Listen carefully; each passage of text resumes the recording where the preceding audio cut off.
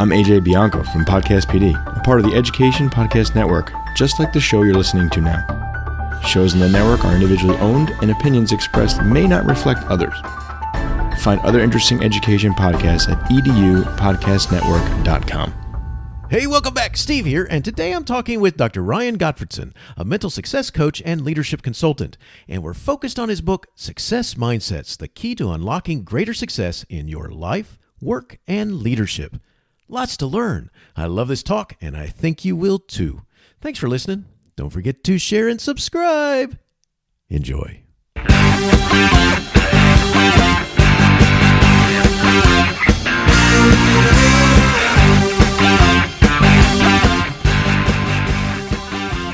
You are listening to Teaching Learning Leading K12, a podcast for educators, helping you help kids achieve their dreams. And now here's Steve with this week's show. Ryan Gottfredson, Ph.D., is a mental success coach and cutting-edge leadership consultant, author, trainer, and researcher. He helps improve organizations, leaders, teams, and employees by improving their mindsets. Ryan is currently a leadership and management professor at the Mahalo College of Business and Economics at California State University, Fullerton. He holds a Ph.D. in organizational behavior and human resources from Indiana University and a B.A. from Brigham Young University.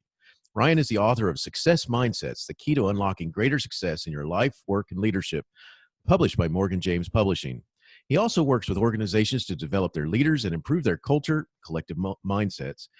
And he has worked with top leadership teams at CVS Health, top 130 leaders, Deutsche Telekom, 500 plus of their top 2,000 leaders, and dozens of other organizations.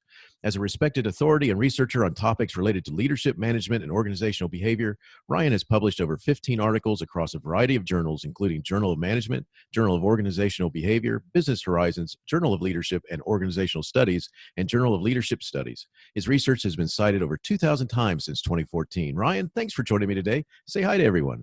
Hi, thanks for having me on. Well, I'm so glad that you're here, and I love the book. It's just the whole. It's easy to read, it's easy to understand, and it's so clear. And before we get into your book, Success Mindsets: Your Keys to Unlocking Greater Success in Your Life, Work, and Leadership, let's talk about something else that I heard you say in one of your videos. In a video that I watched, and we're going to get into some of this later because you have a cool YouTube channel and you have all kinds of places to go. Awesome website. In this video, you said, all of us have our own unique way of seeing the world. Can you help us understand what you're talking about? Yes. So what we have is our mindsets. Our mindsets are the mental lenses that we use to view the world. And they're the reason why two people can see the same thing, let's just say a challenge or even failure, yet interpret it so differently. And what is really interesting about this is that most people think that how they see the world is the best way to see the world.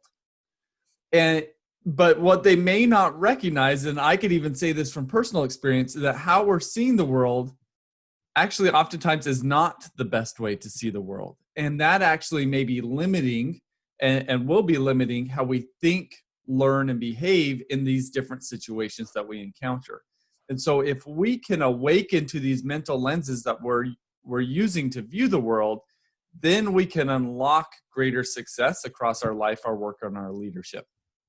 Very cool. So, and I think it's an awesome thing that, like I said, I've watched in a couple of videos talk about this, as well as you talk about it in the beginning and opening of your book, which is a great way of getting into this thought that, this idea that, we all kind of, have this unique way, and it's got an important role, I think, in what's about to come in your book. So it's cool.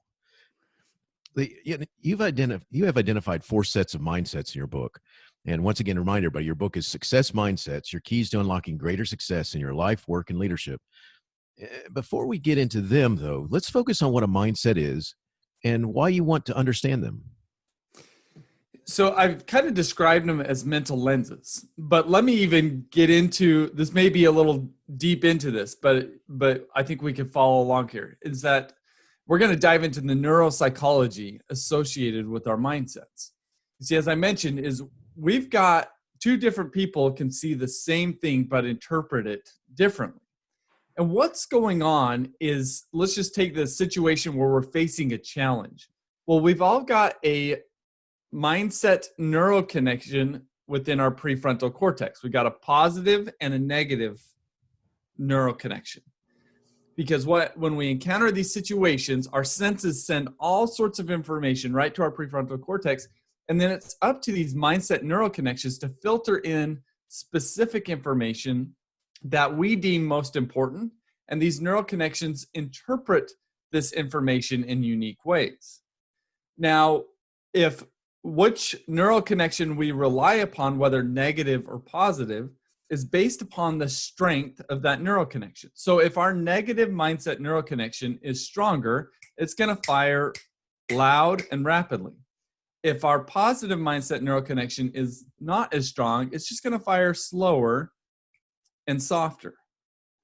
And so what ends up happening is when all this information comes into our prefrontal cortex, it's these stronger neural connections that really override the process. And often, if they're the negative mindsets, to our disadvantage. If they're the positive mindsets, to our advantage. And so what is going on here is that these mindsets are controlling how we are perceiving the world, how we then think about the world, and then how we behave in the world. And if we can awaken to the mindsets that we're relying upon and understand what those are, then we have the ability to shift them, and we have clarity on how to shift them. Is we've got to activate and strengthen those more positive mindset neural connections. Does that make sense? Oh, it makes perfect sense. It's so cool because one of the things that, when you work with individuals for a long time, if you work in teams, if you work in a big or small organizations, you can't help but notice that we do see, going back to something we talked about earlier, we see the world differently, and to understand it better, I think that's only going to be helpful. And so, yes, it makes perfect sense. So thank you. Yeah. And to drive that point home is, so if we have a pyramid of success, let's just say success at the top of that pyramid. And if we ask ourselves, what is the primary driver of our success? What's the next level down on this pyramid? Well, that's our behaviors. Our behaviors will drive our success. And that's my belief is that 90% of people, when they want to improve their success, and that can mean a wide variety of things within their spheres, if they want to, 90% of people focus primarily on their behaviors because they know that if they improve their behaviors, they'll improve their success. But then we've got to ask ourselves, what drives our behaviors? Well, it's our thinking that drives our behaviors. And so my guess is about 90% of our if we're going to, or 9% of people focus primarily on our thinking, because we know if we could change and improve our thinking, that will naturally change our behaviors and therefore our success. But that's not the foundational element about ourselves, because then we can ask ourselves, what drives our thinking? Well, that's our mindsets. Our mindsets drive our thinking, therefore our behavior, and therefore our success. And because we know that mindsets are foundational to everything that we do because of the role that they play in our processing, in our prefrontal cortex, because the two primary roles that they are playing is, one, they are filtering in specific information out of the situations that we encounter, such as, is this challenge something that I should avoid, or is this challenge something that I should approach? And then they interpret that information in unique ways. So when we get into the neuroscience of leadership, what we truly find out is our mindsets are the very most foundational component for everything that we do. And when we focus on it, trying to improve ourselves by improving our behaviors, and we're not talking about mindsets, those prevailing mindsets will continually resist the changes and improvement that we're trying to make in our behaviors. A much more natural and effective way of developing ourselves is to push forward our mindsets. As we do that, our thinking will naturally improve, our behaviors will naturally improve, and so will our success. And so when we think about this in terms of an educational setting, as an educator, are we focused on developing our mindsets in such a way that we could have a more positive influence on those that we are leading and teaching? And then also, when we are working with students, are we focused on mindsets? Because at the end of the day, that's a focus on improving mindsets we're going to have a bigger return on our investment than if we focus on any of the levels above that, like our thinking or our behaviors. That's awesome, because it comes in, it focuses in on the idea of just us understanding who we are and what drives us, and just coming to that concept itself. I mean, should help us, like to use what you just said, get bigger returns, and especially when working with kids, or working in the teams that we find ourselves working on, whatever those may be. So good stuff. Let's talk about the 4 mindsets, and before we get into what they are, because I'm going to mention them here. You have the fixed to the growth, the closed to the open, prevention to the promotion, and inward to the outward. One of the things I'd like you to talk about first, though, is that you explain in your book that there's a negative positive orientation. And instead of it being like one or the other, instead of it being black or white, you say this is kind of like on a continuing range from negative to positive, not as a dichotomy, to use your exact words. So could you talk about this orientation before we get into what those mindsets are? Yes, for sure. And these 4 sets of mindsets, the reason why I focus on these 4 sets is because these are the mindsets that have been studied for 30 plus years across psychology, education, management, and marketing. And this isn't to say that there aren't other mindsets that we can focus on. There's surely more than these, but these are the ones that I feel confident that promoting to people, because there's 30 plus years of research backing here. And what the research has found across these different disciplines, and even on their own, is each of these different disciplines have identified their own pet mindsets. And in isolation from each other, they've identified that there's a negative mindset and there's a positive mindset that exist along a continuum. And the more positive our mindsets, the more positive effects and results that we're seeing in terms of the research. And so when it comes to our own mindsets, our mindsets fall somewhere along these continuums from negative to positive. And the basic idea is if we can identify where we are at on those continuums and identify the more positive mindsets to have, then we can improve our success. And the thing that's interesting to me about this is that I've developed a personal mindset assessment that people could take. It's free on my website, ryangottfredson.com. And I've had about 10,000 people take this, and only 5% of people are in the top quartile for all 4 sets of these mindsets, which suggests that most of us have some sort of work to do to improving our mindsets. And if we can do that, then we're going to be able to unlock greater success across our life, work, and leadership. Very cool. And so let's shift real quick, because we're going to come back and talk about the 4 groupings. But let's talk about that assessment, because that's cool. I'm glad you went there, because it's awesome. It's right there on your website. You have easy access to it. In the book, you actually give you give the link, and you talk about it in one of your chapters. Say, go here. Which I think is awesome. Just right after you start describing this, you say, by the way, you could take this assessment. Nice. Uh-huh. And so where'd that idea come from? And I mean, why did you go ahead and create that assessment? And let's talk a little bit more about what you're seeing out of people taking it. Yeah. So one of the things that I have found really interesting about this is that with so many people taking this mindset assessment, is I thought that we would find correlations across these different sets of mindsets. And I'm not finding very high correlations, which suggests that these are very distinct and different mindsets. And so that's one of the things that we're finding. The other thing that I think is really powerful about this is that I don't think it's a secret that mindsets are really important for our success. I think most people get that. But then when I go and speak to groups, one of the questions I'll often ask is, okay, you guys buy it. Mindsets are important, but what mindsets do you need to have to be successful? Are you aware of any of these mindsets? And I generally get one of 2 answers. The most common answer is people will say a positive mindset, which is great. I mean, that we need to have a positive mindset, but what does that mean?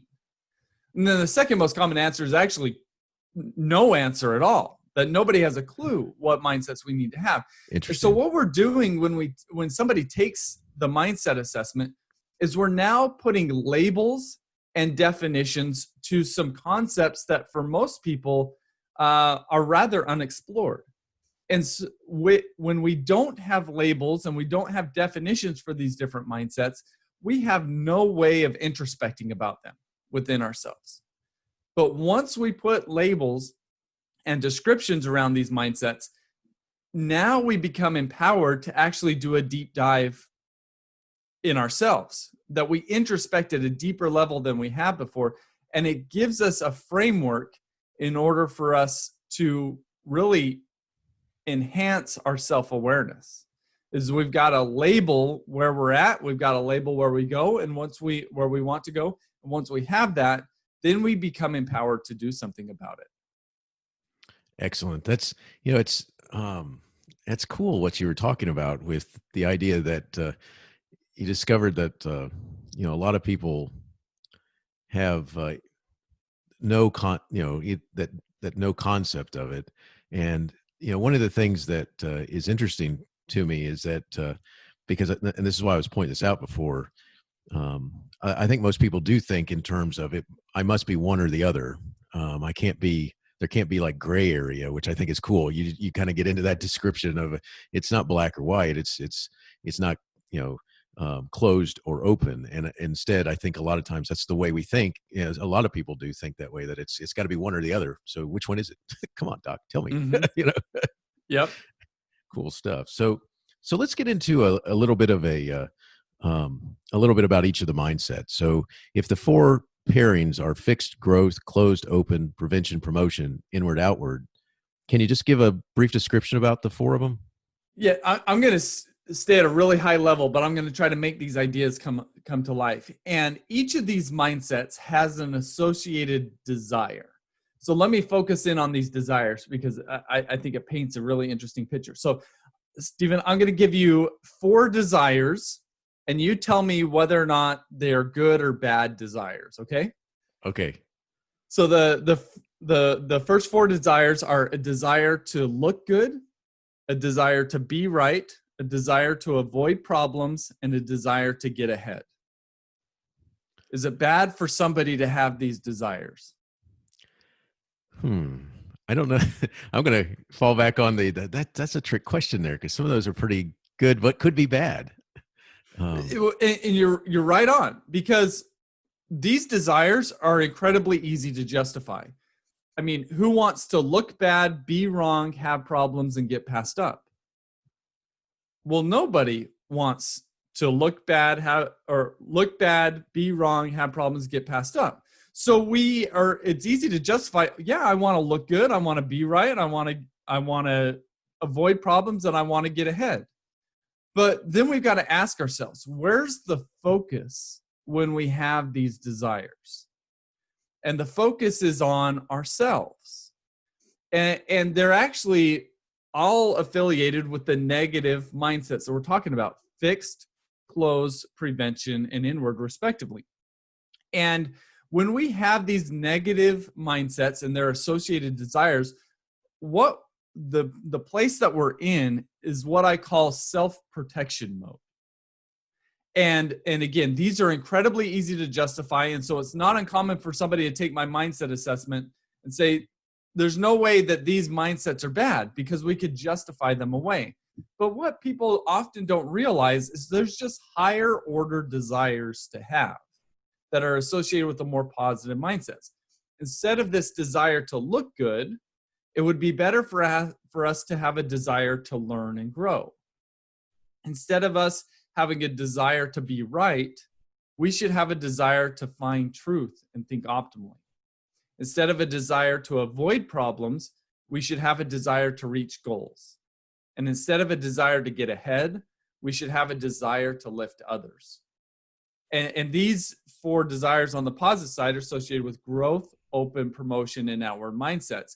And if we can make this shift away from self-protection mode over to what I call organization advance mode, then we're going to have a much more positive effect on not only how we operate, but also our influence on others. I mean, who would you rather want to work with, learn from, or be managed by? Somebody that is in self-protection mode, that is always trying to advance themselves, or somebody who's in organization advance mode? And to me, that's really clear, but only when we put it in this framework.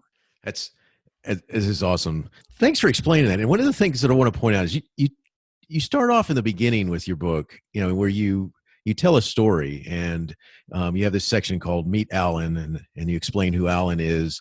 I'd like you to kind of take what you just talked about just a little bit. If we could talk about the importance of understanding how this all looks in reality, hence the story that you tell in the beginning, which I think is awesome because it really sucks the reader into you where you're going with your book. Can we do that just a minute? Yeah, that'd be great. As I look back on my professional career, one of the things that I see is there's different points where I've been really frustrated. So to give you some backstory on this is I graduated with my Ph.D. in organizational behavior and human resources from Indiana University. And upon graduation, I took a job at Cal State Fullerton as a leadership professor.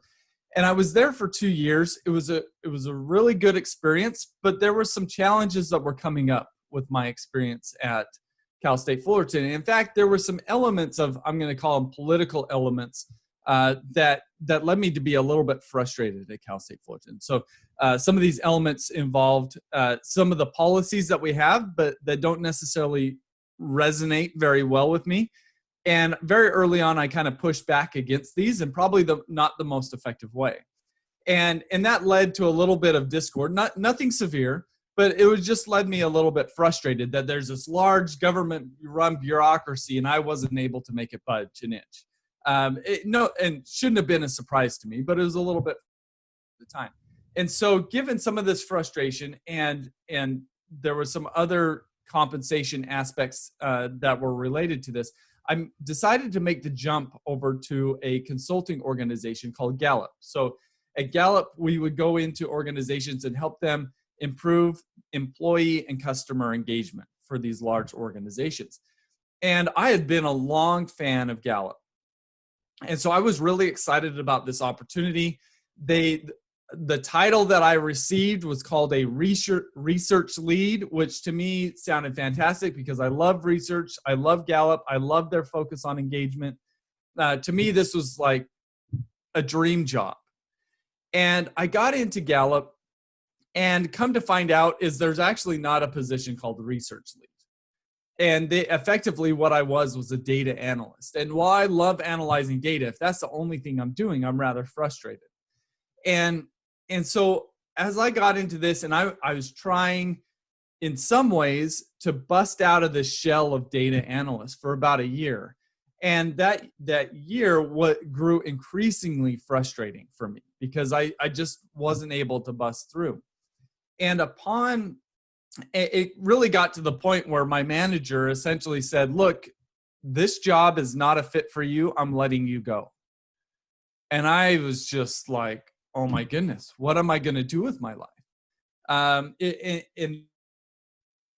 was really demoralizing to, be let go of a job. But fortunate for me is I was on a leave of absence from the university, and I was able to go back to the university, no harm.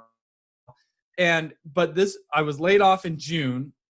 The semester was starting up end of August, beginning part of September. So that left me with 2 solid months to dive back into my research with essentially no distractions. And this is when I started to dive into mindsets. And as I started to dive into mindsets and identified these 4 different sets of mindsets, what I very quickly realized is for myself was when I was at Gallup, I was in this self-protection mode. I was focused on looking good, being right, avoiding problems, and getting ahead. And while I was justified in having that, I could then, it was only after learning this, could I see that what my frustrations in that role, when I was in those frustrations, I was blaming that on the organization. I was blaming that on my manager. I was blaming it on the other team members that I had. what I wasn't able to see is that at the root of the problem was not them, it was me, because of the lenses that I was looking through. And so even as I look back on that situation, I just kick myself now, knowing what I know about these mindsets, is that I would have operated in a completely different way had I known these mindsets. That it would have been much more effective for me to want to learn and grow, to find truth, to reach goals, and to lift others. And if those would have been my desires and my focus, it would have been a much more productive and successful experience. And it's so awesome that you share that story, because I think it brings to life what it is that the whole point that you're getting to. This is there's a reality here. This is and how it looks and what it looks like, and to each of us through whatever lenses we have, this is what it could be. Just like when you were asking me, are these good or are these bad attributes? And I thank you for sharing that story. And there, and you have another one in there about running, and these stories bring it to life, and I appreciate you sharing that, because I think that you cannot but realize as you put this into the perspective, that you start thinking about maybe those times when you weren't paying attention to your mindset versus, blaming others or whatever else you're seeing there. So good stuff. My favorite chapter is 17, which is discovering an outward mindset. And this is the inward versus outward. And I love this one for many reasons. One, I'm very envious of people who are all the way at the outward spectrum, and I think that is too. very cool. So I was wondering if you could talk a little bit about this mindset and why it's important for leaders to grasp it. Yeah. So when we have an inward mindset, so this is on the negative side, we see ourselves as being more important than others. And when we see ourselves being more important than others, we have a tendency to see others as objects. So Stephen, you're probably not guilty of this, but I've been guilty of this at times, where I'm driving along on the freeway here in Southern California, where there's a lot of traffic, and there's an individual that's in the lane next to me, and they put their blinker on that they want to merge over. And I just kind of decide, you're not getting over, and I accelerate a little bit, right? And I don't let him into my lane. Yes. Well, what's my mindset in this situation? I mean, this is a very, pretty basic situation, but my mindset is my position in this lane is more important than your getting into my lane, right? It's letting somebody in is not going to change how quickly I get to my destination. If it does, it's only probably by 3 seconds, if that, right? So it really doesn't matter. But for me, that spot is more important to me than it is to you. And often, I mean, that's kind of just a jerk thing to do. If somebody's got their blinker on and I speed up to purposely not to let them in, I'm kind of being a jerk. But so then I have to justify that. I mean, in the way that we typically justify this behavior is we say, we won't say, oh, I didn't let that person in. We'll say, I didn't let that car in. We're dehumanizing the person that's in that vehicle. And that's what happens when we have this inward mindset. When we have an outward mindset, we're seeing others as being just as important as ourselves. Their needs and wants matter just as much as our own. And when we're able to see them in this way, we see them as people as opposed to objects. Is that a decent description?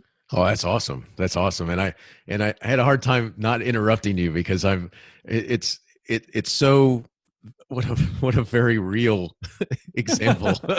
I'm a fan of a couple of TV shows, and one's called the Goldbergs. And last night they had this episode. I was watching a rerun of this episode of where the father would always leave the hockey games, like an hour early, just so that he would avoid traffic and not yell. And so you got to see all these situations where he's yelling at traffic and such. So been there, it's I know that ours is not like the traffic that you might have out there in California ways, but Atlanta it's definitely got its share of traffic.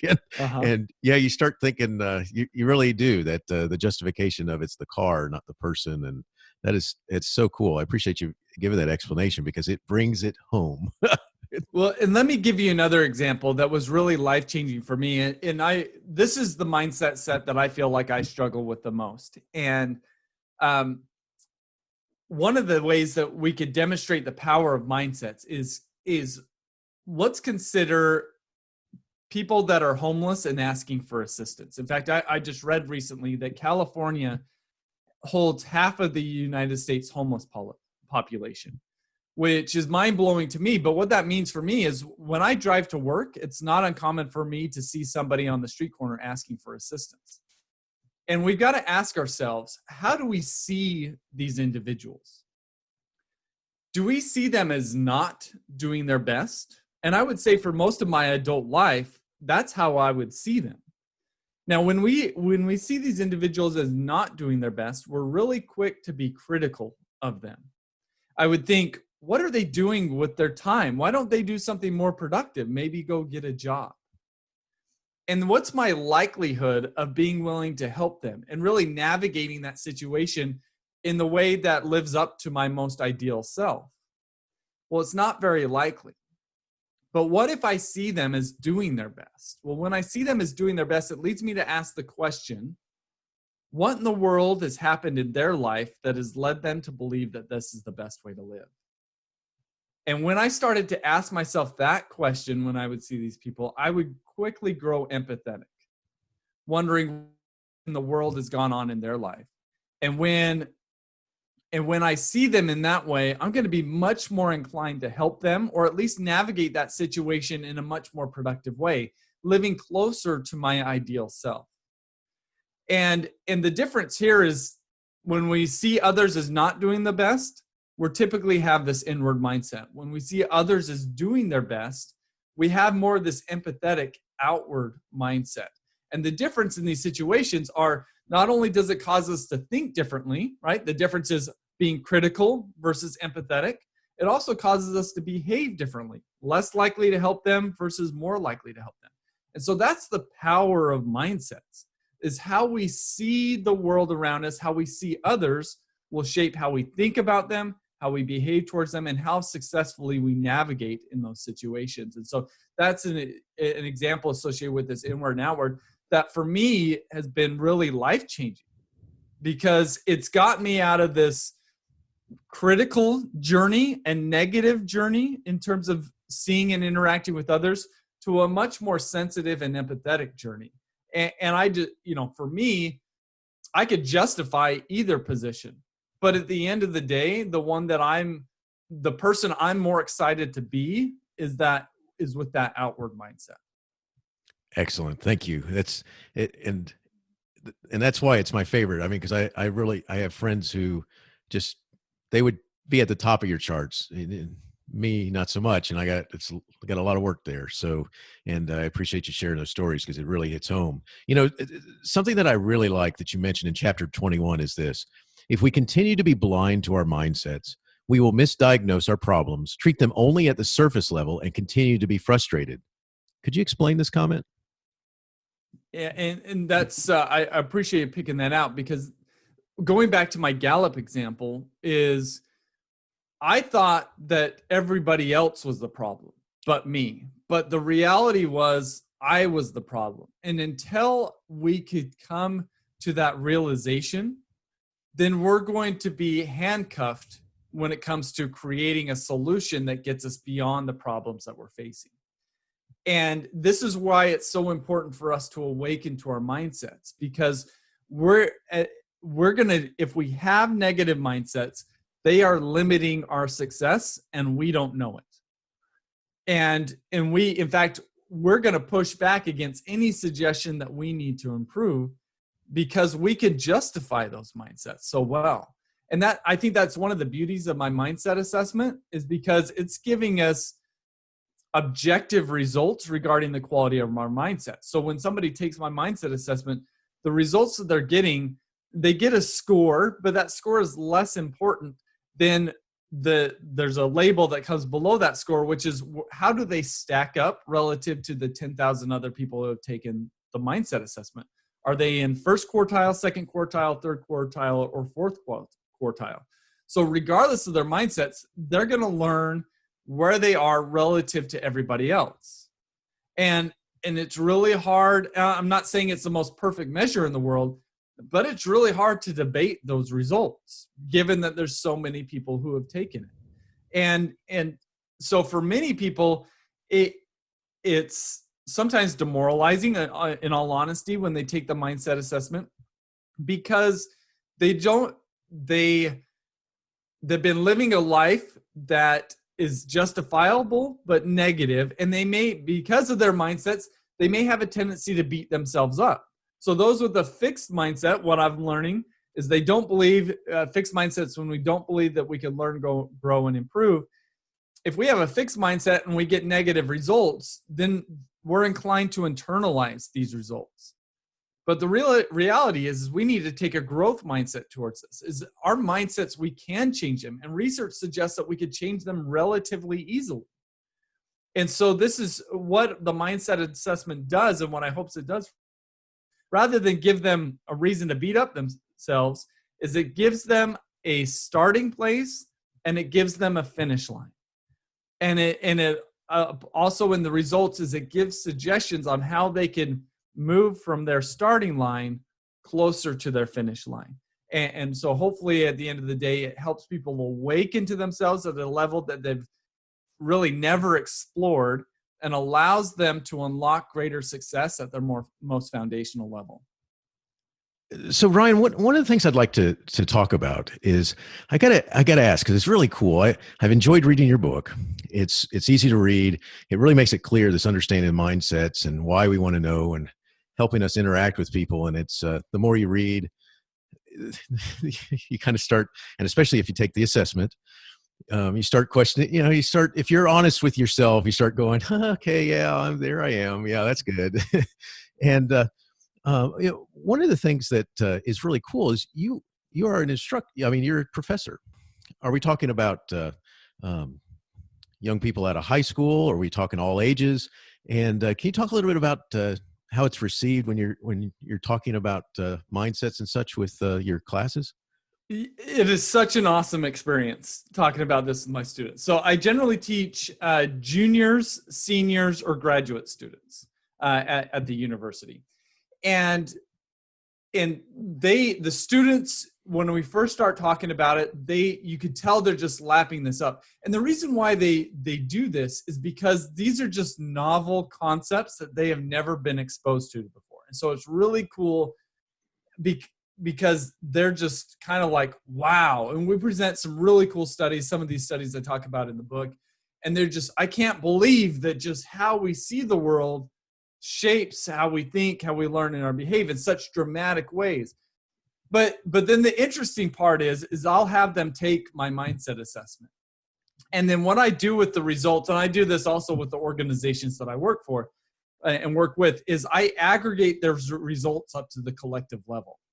And I present that on the board. I said, okay, you guys all learned about your mindsets. Now let's look as a class, what are our mindsets? And the thing that is so fascinating to me is that I've done these collective mindset results with 50 plus groups. And the groups with the most negative mindsets, far and away, are always my students. They have the most negative mindsets, whether juniors, seniors, or graduate students. And it's led me to ask the question why this is. So usually the first thing I have to say to these students is, look, don't beat yourselves up. Like, you're not unique. You're like every other college student. And we're able to talk through, how does this affect how you work within your student groups? Because most of my students are saying, I hate working within student groups. Well, why wouldn't you if everybody who's coming into that group has an inward mindset, is in self-protection mode as opposed to group advance mode, right? So we're able to have some really deep transformational discussions. But I think some of the reasons why these students have more of the negative mindsets is partly the stage of life that they're in. They're largely coming out of their teenage years. Not everybody, because we've got some rather mature students. But they have less responsibility as a whole. Many of them aren't married. They don't have kids. So it's really easy for them to focus on themselves. They've got a lot of pressure in terms of they're probably not making a lot of money. They're spending a lot of money on tuition. They not only are going to school, but they've got a job. And a lot of my students at Cal State Fullerton, 50% of them are first generation college students. And that Wow. says something about, one, their drive and determination, but also about the socioeconomic backgrounds that they're largely coming from. And so they're not coming from the most affluent places, which, when we don't have that security in terms of a financial status, then we are going to be pressured and pulled into the more of those negative mindsets. And so I think for all of those reasons, it makes sense that they're in self-protection. But that's what's so cool about talking to them about that, because we're able to say, and I wish I would have had that conversation when I was a junior or senior in college, is look, there is more to this world than you. And actually, the more you focus on yourself, the less successful you're going to be. And the more that we start to move towards that, the more positive mindsets, and start focusing on the world around us, that's when you will start to see the success. And so now is the starting place in your journey. You know where you are, and you know where you need to go. And if you can get there, you're going to really make life easier for you throughout the rest of your career. So it's a really cool conversation. That's awesome. That is so awesome. I just kept thinking about it because I definitely am somebody who could have benefited from this discussion when I was in that point in my life too. So very nice. Thank you for sharing. Ryan, we're getting close to closing, and one of the things that I want to make sure that you get a chance to share a little bit about is you have first of all, you have an awesome website. It's easy to find what you're looking for, and it's nice, big, bold images and all kinds of good stuff there. And one of the things that's there is someone who's coming to your website can subscribe to your newsletter. Could you tell a little bit about what they'll get by subscribing? Yeah, so immediately, if you take the mindset assessment, and if you can opt to that newsletter, and then usually there's some freebies associated with that. So I think the one that I currently have up is 10 or 15 videos that are sure to unlock these more positive mindsets. And that's one of the things that watching like 3-minute videos can shift our mindsets for 2 to 4 weeks. And so again, shifting our mindsets isn't difficult. It's just watching and exposing ourselves to exercises that strengthen our positive mindset neuroconnections.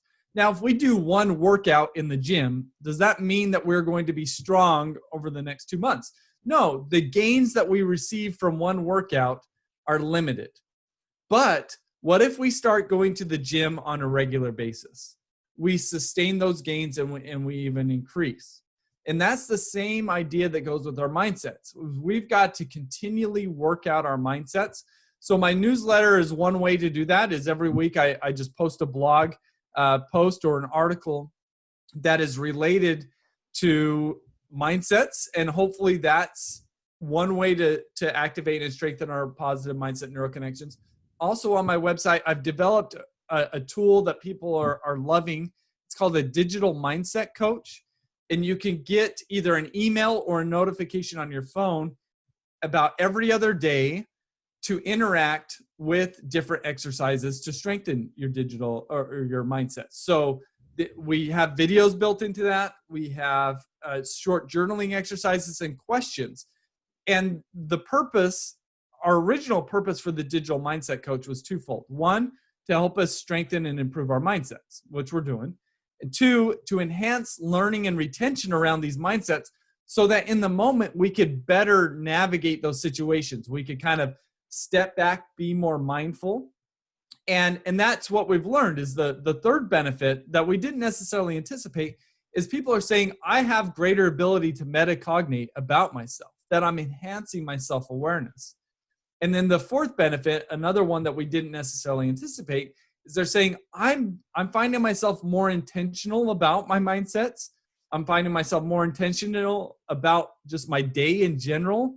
And I'm finding myself more intentional about the positive influence I'm having on the world around me. And so this digital mindset coach lasts for about 3 to 4 months, because what it's doing is we're just establishing these exercises about 10 minutes a day, 3 days a week. And over the course of 3 or 4 months, we're going to walk out of that with having strengthened our more positive mindset neural connections. Excellent. Thank you. And it is an awesome website. I mean, you're going to learn a lot just by going there. And I appreciate it when just that in itself is so informative. But before we go, if someone wanted to connect further with you, Ryan, where would you send them? And I also want you to mention your YouTube channel because it's cool. All right. So the best place is my website, ryangottfredson.com. If you want, the second best place would be LinkedIn. We're happy to connect with you. And then I do have a YouTube channel where I've got about 15 or 17 videos that are up. They're short videos. We actually roll these into our digital mindset coach as explanations for different questions that we cover. And so they're just kind of quick stabs at different questions around mindsets in general, each of the specific mindsets that we're focused on, and even about how these mindsets affect our leadership in the different realms of responsibility that we may be in. Excellent. Thank you. And, just to remind everybody, I mean, you got to go to the website. You got to check out his book, Ryan's book, Success Mindsets, Your Keys to Unlocking Greater Success in Your Life, Work, and Leadership. But before we close out, I got 2 last questions for you, Ryan. And the first one goes like this. If you had a chance to talk with an audience of graduating college seniors, what is something that you would want them to remember about success mindsets? I think the number one thing I want them to remember is mindsets are foundational to your success. And that if you want to improve your success, and I learned this from my own experience, it's not very effective to focus on behaviors. In fact, it's often a really frustrating thing. I've always been big on self-development. And it was such a frustrating thing for me for so long because I just didn't feel like I was able to make the progress that I was wanting to make with the effort that I was putting in. It wasn't until I learned about the power of mindsets that I then started to put my efforts into shifting my mindsets. And by focusing on the foundation and shifting those mindsets, that's when I've seen other dramatic growth in terms of how I operate and the success That's awesome. Thank you, Ryan. And like I said, I wish I had been listening to somebody when I was getting ready to graduate who was talking to me about that a long time ago. And here's my last question. Do you have a teacher in your past who made a difference in your life? If so, who was it? And what would you say if given the chance to say thank you? I love the question. And I have had a teacher as a high school teacher. And fortunately, I've had that opportunity to go back and talk to that teacher and tell them thank you for the influence that they had. And I think the influence was less about anything that they taught me. It was so much more about what we've talked about, which is they had an outward mindset towards me. Even I look back on even my college and high school experiences, is I know if I'm being seen as an object or as a to those teachers. When I was seen by this professor as a person, someone of value, I was better able to learn from them than the teacher who saw me as just an object, a number.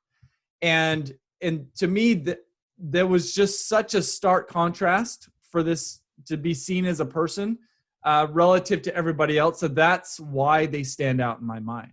So I wish that more professors had the capability of focusing on their students as people. Sometimes, I'm now a professor. I'm now a teacher. When I've got a class of 125 students, it's really hard to see them as people because I've got so many of them. And I know that high school teachers and others are the same, but there's a lot of power in taking that outward mindset approach in our teaching. And to me, that's what resonated. Awesome. Thank you so much. And Ryan, thank you so much for talking with us today. Success Mindsets, Your Keys to Unlocking Greater Success in Your Life, Work, and Leadership is an awesome book. I love the focus on the 4 mindsets. It's easy to read, easy to understand. And I got to tell you all, you got to make sure you go take that assessment because it's going to explain a lot. Wish I had someone talking with me about this a long time ago. Hey, Ryan, I wish you the best in all that you do. Hey, thank you so much for having me on. Really appreciate it. Teaching Learning Leading K12 is excited to be a member of Voice Ed Radio. Voice Ed Radio, your voice is right here. Teaching Learning Leading K12 is a proud member of the Education Podcast Network. Podcasts for educators, podcasts by educators.